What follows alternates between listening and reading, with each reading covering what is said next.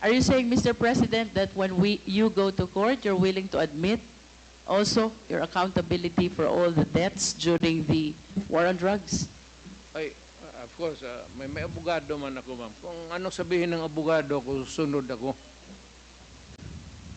I hope that everything that you said before the Quad can be reduced in writing so that truly we can believe that you're taking full legal responsibility to all the victims of war on drugs, both legal and illegal, because as lawyers we believe that by extrajudicial confession, we have to put that in writing, Mr. President.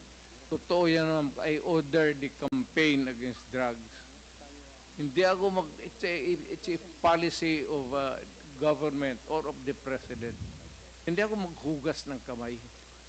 Hindi ako magsabi, hindi, kasi yung department yan, hindi, akin yun. Mr. President, last question. If one of these days the ICC will come, will you voluntarily submit yourself? Sipain ko pa sila, ma'am.